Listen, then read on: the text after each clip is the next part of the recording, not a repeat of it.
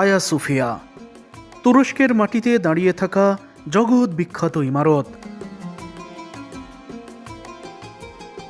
প্রথম দেখায় অনেকেই মনে করতে পারেন আমি হয়তো তুরস্কেই অবস্থান করছি, কিন্তু না।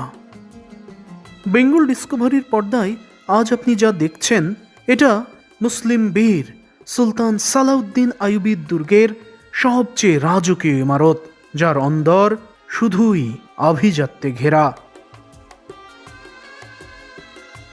কায়রোকে বলা হয় হাজার মিনারের দেশ, আর এই হাজারো মিনারের ভিড়ে যে স্থাপত্যটি সবচেয়ে আভিজাত্যের চাদর গায়ে জড়িয়ে আকাশ চিরে দাঁড়িয়ে আছে একচ্ছত্র অধিপতি হয়ে, সেটাই হলো সালাউদ্দিন আইয়ুবীর দুর্গের মুকুট, মিশরের আয়া সোফিয়া, যার কিতাবি নাম মোহাম্মদ আলী মসজিদ।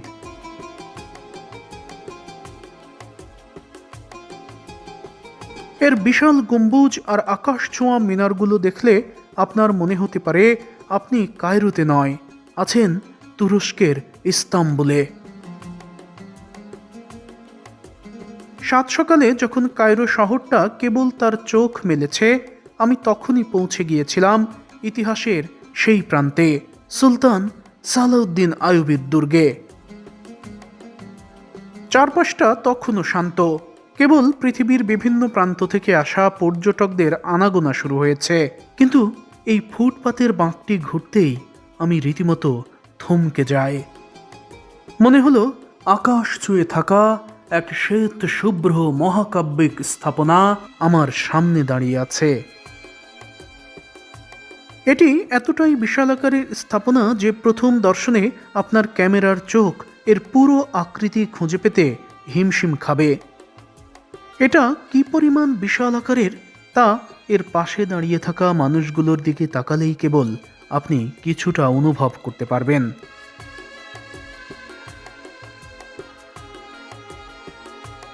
আমি যত সামনে এগুচ্ছিলাম বিস্ময় যেন ততটাই বাড়ছিল। দূর থেকে যাকে কেবল একটি বিশাল কাঠামো মনে হচ্ছিল, কাছে আসতেই তার প্রতিটি ইঞ্চিতে ফুটে উঠতে শুরু করছে জাদুকরী সব স্থাপত্য কৌশল। আর এর গায়ে খোদাই করা সেই অনিন্দ্য সুন্দর নকশাগুলো যখন আমার প্রথম চোখে পড়ল, তখন মনে হলো আমি যেন এক প্রাচীন রাজকীয় উপাখ্যানের ভেতরে প্রবেশ করেছি।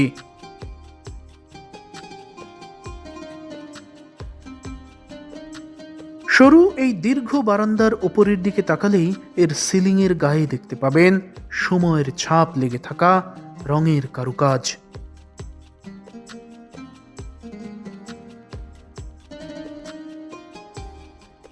এই ছোট ছোট খিলানগুলোর ফাঁকগুলো বাহিরের দিকে তাকালে এর গায়ে এক আলাদা ধরনের সৌন্দর্য লক্ষ্য করা যায়। আর আপনি যখন মসজিদের মূল ফটকে পৌঁছাবেন, তখন শুরুতেই আপনার নজর আটকাবে দরজার ওপরের এই সূক্ষ্ম জালির নকশায়। পাথরের ওপর কিভাবে যে জ্যামিতিক লতাপাতা আর ফুলের এই মোটিভগুলো ফুটিয়ে তুলেছে তা দেখে মনে হচ্ছিল এই দেয়াল যেন পাথরের নয়, এ যেন পাথরের ওপর বোনা এক টুকরো মসলিন।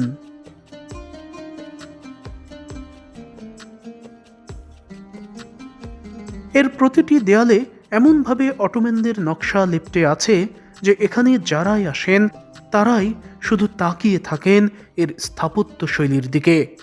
কেউ কেউ ব্যস্ত হয়ে পড়েন ক্যামেরার ফ্রেমে নিজেকে বন্দি করে রাখতে।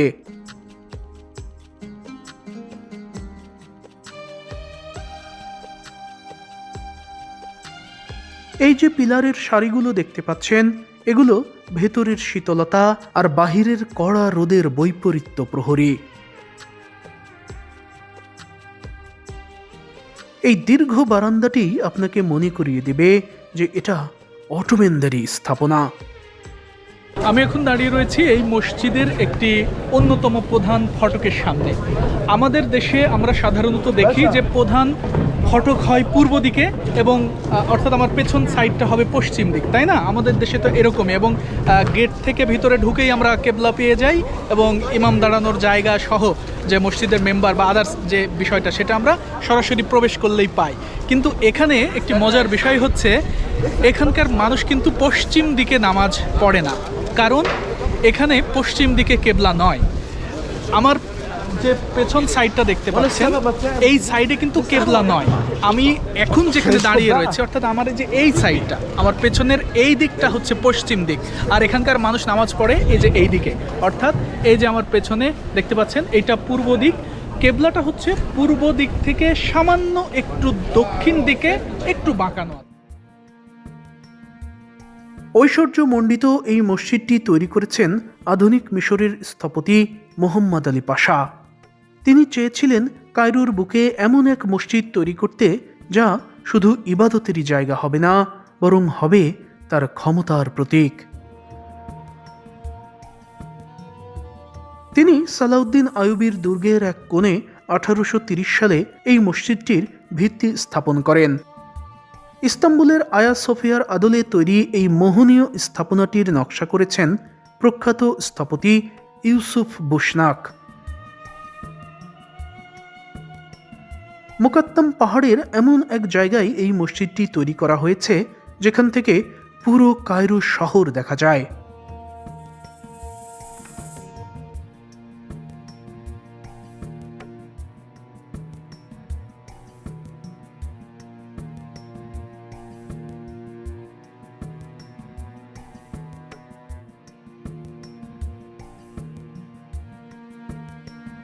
মিশরের মাটিতে তুর্কি স্থাপত্যের এই আমদানি ছিল এক সাহসী রাজনৈতিক পদক্ষেপ। এর শরীর জুড়ে মিশে আছে শুধুই আভিজাত্য। এর দেয়ালগুলোর দিকে তাকালে আপনি দেখতে পাবেন এক বিশেষ ধরনের পাথর, আর এই পাথরগুলোই হলো মহামূল্যবান স্বচ্ছ শ্বেত পাথর। মিশরের বনি সুয়েফ অঞ্চল থেকে এই পাথরগুলো আনা হয়েছিল।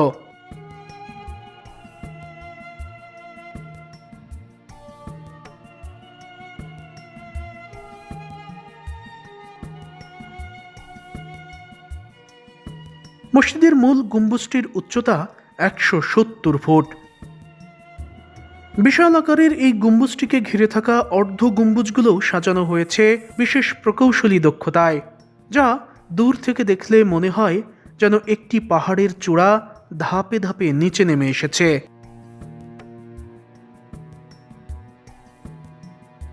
এর মিনার দুটির উচ্চতা আরও বেশি। পেন্সিলের মতো দেখতে এর এক একটি মিনার প্রায় 25 থেকে 27 তলা ঘরের সমান উঁচু। তুর্কি রীতির এই সরু মিনারগুলোই একে মিশরের মামলুক মসজিদগুলো থেকে আলাদা করেছে। তবে এই মসজিদটি দূর থেকে দেখলে আপনার চোখে পড়বে কেবল দুটি সুউচ্চ মিনার, কিন্তু কাছে আসতেই দেখতে পাবেন এর মূল গম্বুজের চারপাশে পাহারাদারির মতো দাঁড়িয়ে আছে আরও বেশ কিছু ছোট মিনার বা স্পায়ার। মূলত তুর্কি স্থাপত্যের এই বিশেষ কৌশল বড় গম্বুজগুলোর ভারসাম্য রক্ষা করে। নান্দনিকতার বিচারেও এই মিনার আর গম্বুজের বিন্যাস মসজিদটিকে দিয়েছে এক নূরানি আভা আর রুহানি গাম্ভীর্য।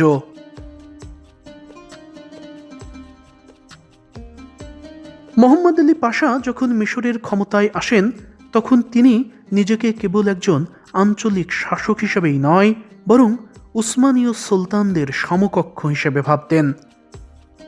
ইস্তাম্বুলের আয়া সোফিয়ার মতো বিশাল গম্বুজ আর সূক্ষ্ম পেন্সিলের মিনারগুলো ছিল উসমানীয় সাম্রাজ্যের ক্ষমতার প্রতীক, আর এ কারণেই তিনি আয়া সোফিয়ার আদলেই এই স্থাপত্যটি নির্মাণ করে বিশ্বকে বার্তা দিতে চেয়েছিলেন যে মিশর এখন আর কোনো সাধারণ প্রদেশ নয়, বরং এটি একটি শক্তিশালী এবং স্বাধীন রাষ্ট্রের কেন্দ্রবিন্দু।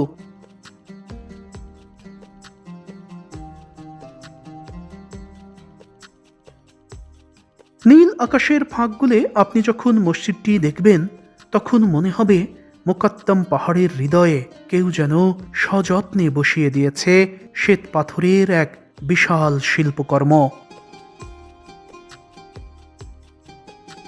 ওই সময় সকালের মিষ্টি রোদ যখন এর গায়ে পড়ত, তখন দেয়ালের শ্বেত পাথরগুলো রীতিমতো ঝলমল করে উঠত।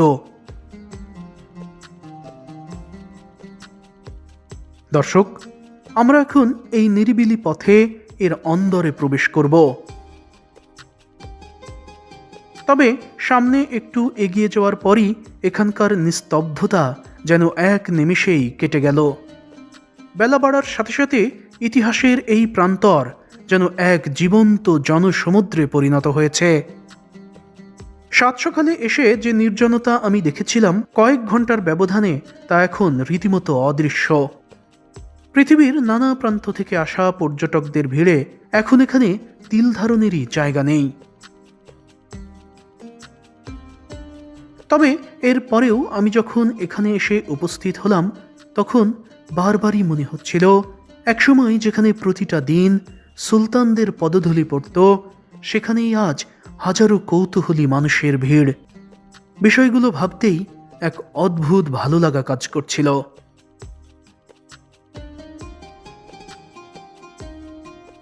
তবে সব কিছু উপেক্ষা করে আমি যখন এর অন্দরে প্রবেশ করলাম তখন এক মুহূর্তের জন্য আমি যেন স্তব্ধ হয়ে যাই। চারপাশটা রীতিমতো শান শৌকতে ভরা। মাথার উপরে ঝুলছে স্ফটিকের তৈরি এক বিশাল ঝাড়বাতি, যার চারপাশে ঘিরে রয়েছে শত শত ছোট ছোট আলোর বিন্দু, যা মসজিদটির ভেতরে এক আধ্যাত্মিক আভা তৈরি করেছে।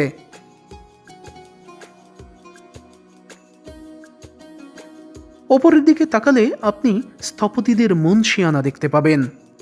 একের পর এক সাজানো অর্ধ গম্বুজ, আর মাঝখানে রাজকীয় প্রধান গম্বুজ।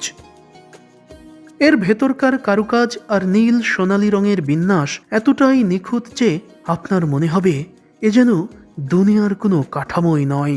মনে হবে পবিত্র এক জান্নাতি আবহে আপনি দাঁড়িয়ে আছেন।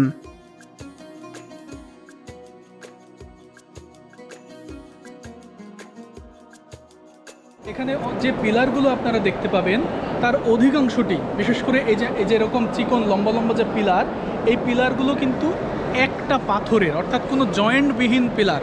দেখুন একেবারে এই যে নিচ থেকে ওপর পর্যন্ত যত দূর আছে অনেক বড়, এটা পুরোটাই পাথরের এবং একেবারে জয়েন্টবিহীন, অর্থাৎ পাথরের খনি থেকে পুরো একটা পাথরকে কেটে এরকম একটি আকৃতি দেওয়া হয়েছে এবং এই ডিজাইনগুলোও কিন্তু ওইভাবেই করা হয়েছে।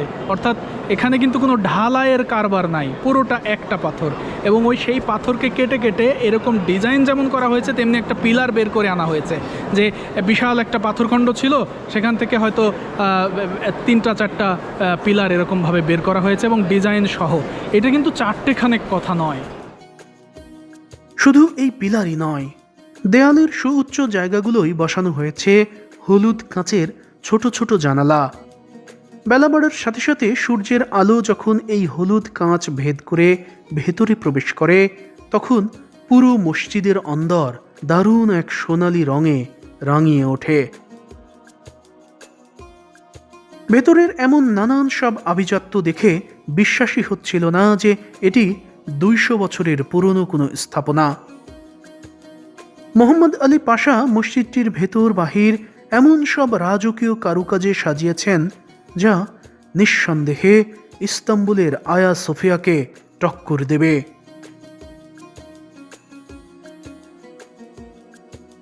প্রশস্ত এই হলরুমটি নামাজের মূল জায়গা, যেখানে আজও প্রতিদিন 5 ওয়াক্ত নামাজ আদায় করা হয়। নামাজের সময় যখন ঘনিয়ে আসে তখন পর্যটকদের ভিড় নিয়ন্ত্রণ করা হয়।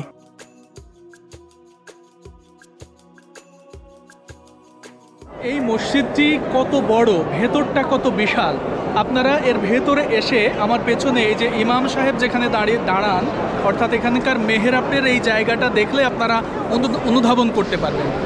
আমার পেছনের এই সাইডটা খুব ভালো করে লক্ষ্য করুন, একটু খেয়াল করুন যে এই যে ফাঁকা জায়গাটুকু যেটুকু, এগুলো কিন্তু আমাদের এলাকার অর্থাৎ বাংলাদেশের অনেক মসজিদের চেয়েও বড়। অর্থাৎ বাংলাদেশের সাধারণত যে মসজিদগুলো আমরা দেখি গ্রামে বা শহরেও, এমনকি এই মসজিদ যত বড় এখানকার এই ফাঁকা জায়গাটি তত বড়। এবং এই জায়গাটির সামনে একেবারে সোজা যেটি দেখতে পাচ্ছেন ওই জায়গা, ওইটা অনেকেই মনে করেন যে ওইটাই আদি মেম্বর, কিন্তু আসলে তা নয়। এই যে এই পাশে দূরে যে বিশাল আকারের কাঠের মেম্বরটি দেখতে পাচ্ছেন ওটাই এই মসজিদের আদি মেম্বর। এবং ওটা তৈরি করেছিলেন মোহাম্মদ আলী পাশা। আর মেহরাবের পাশে যে আকারে অপেক্ষাকৃত ছোট কিন্তু শ্বেত পাথরের তৈরি যে মেম্বরটি দেখতে পাচ্ছেন, এটি তৈরি করেছিলেন মিশরের রাজা ফারুক বিন ফুয়াদ, যিনি কিং ফারুক নামেও পরিচিত। তিনি ওটা তৈরি করেছেন। আর সামনের এই যে ছোট মেম্বর যেটি দেখতে পাচ্ছেন, এটা আসলে মেম্বর নয়, এর নাম কুরসি।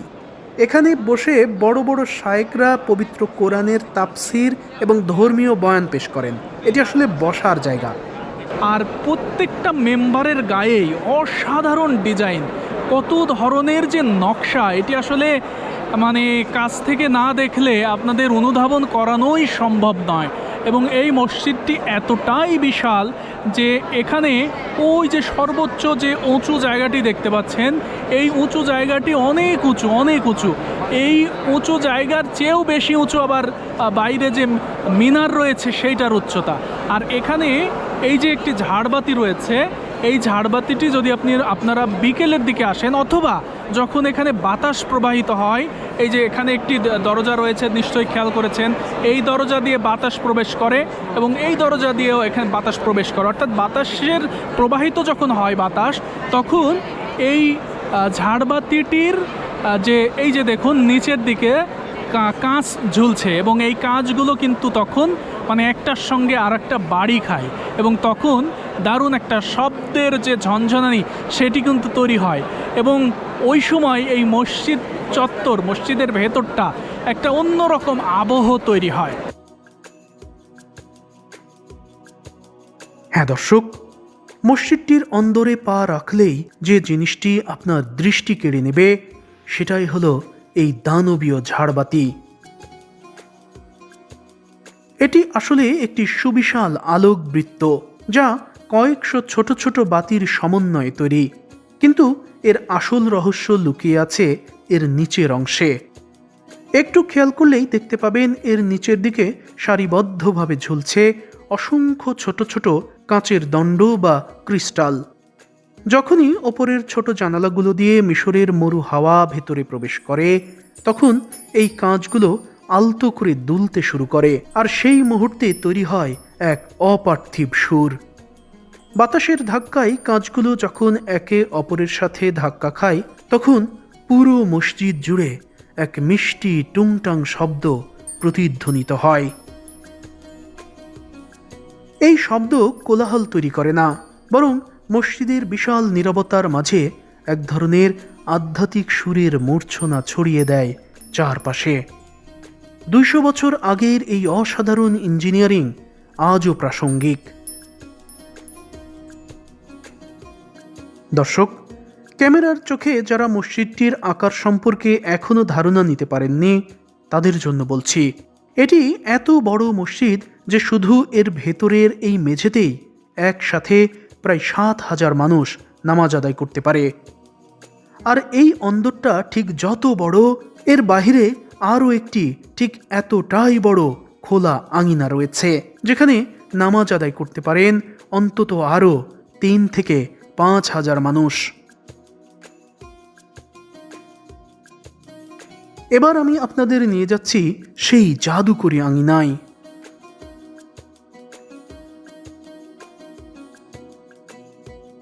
দর্শক মণ্ডলী, এটাই সেই চত্বর। এর আগের একটি ভিডিওতে দিল্লিতে সম্রাট শাহজাহানের যে মসজিদটি দেখিয়েছিলাম, সেই মসজিদের সামনে যেমন একটি বিশাল আকারের খোলা আঙিনা রয়েছে, এখানেও তাই রয়েছে।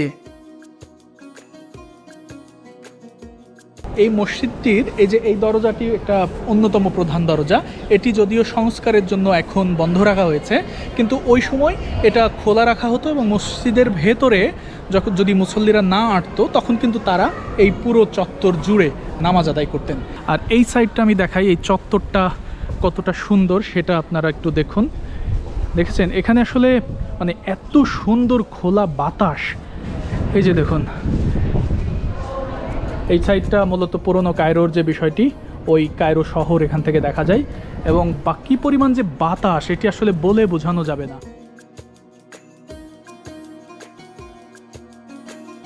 মসজিদের অন্দরমহল থেকে বেরিয়ে এসে শ্বেত পাথরের এই বিশাল আঙিনা নিঃসন্দেহে আপনার চোখ জুড়িয়ে দেবে।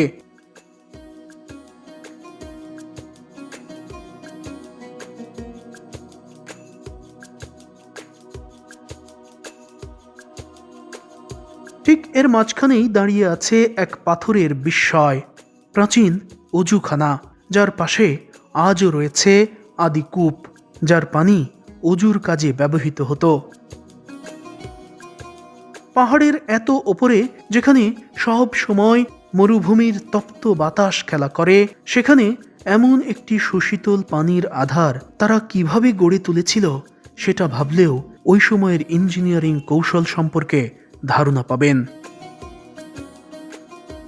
এছাড়াও এর দেয়ালে খোদাই করে লেখা পবিত্র কোরআনের এই বাণীগুলো আপনাকে অবশ্যই মনে করিয়ে দেবে পবিত্রতা ঈমানের অঙ্গ।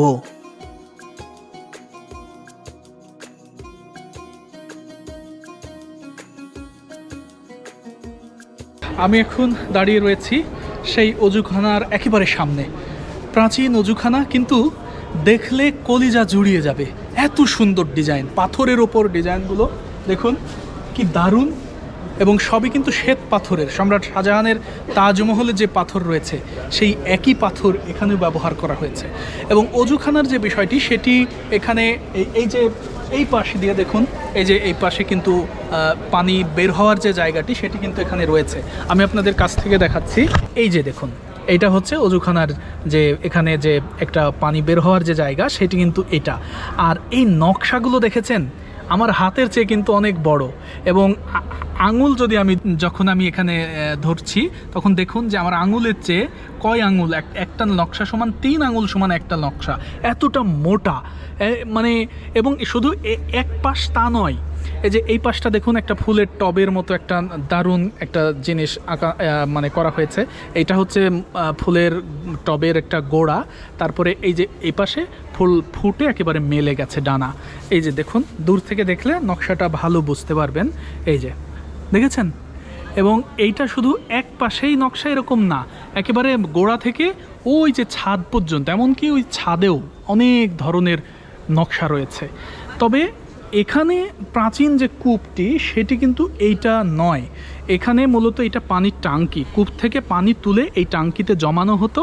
এই যে পানি জমানোরও জায়গা এখানে আছে, যে দেখুন এখানে কিন্তু একটা বড় ছিদ্র রয়েছে, অর্থাৎ পানি জমিয়ে রাখা হতো এখানে, এবং মুসল্লিরা চারিধারে বসে অজু করতেন।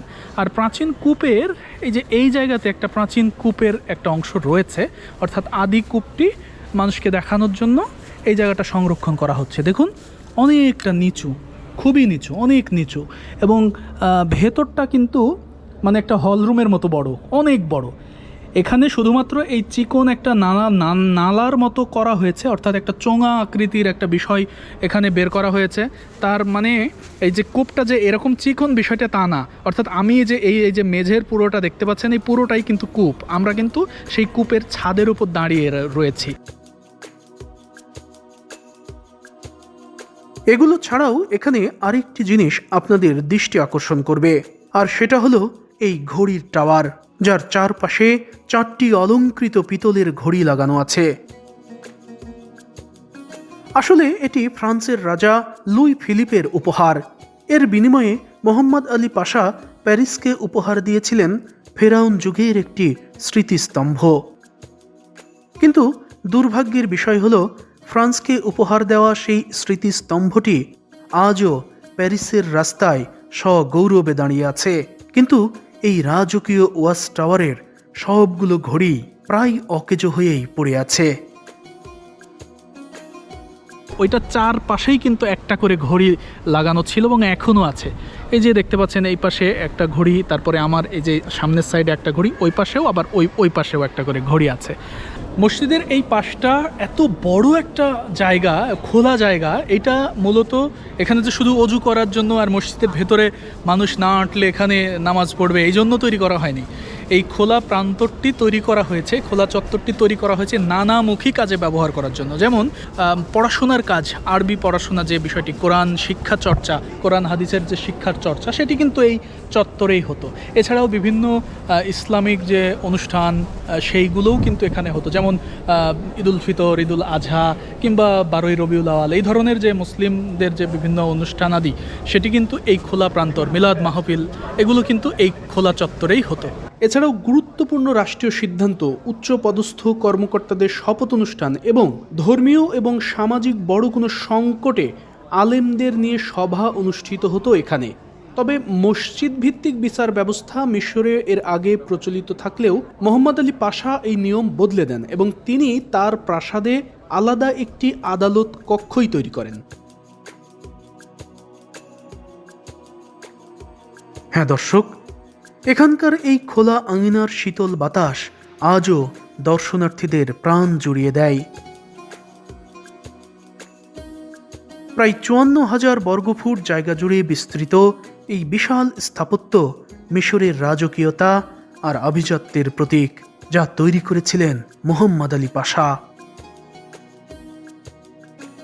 মসজিদের প্রবেশপথের ডান দিকে পূর্ব উত্তরের কর্নারে একটি ছায়াঘেরা জায়গা রয়েছে, আর সেখানেই চিরনিদ্রায় শায়িত আছেন এই স্থাপত্যের প্রতিষ্ঠাতা মোহাম্মদ আলী পাশা।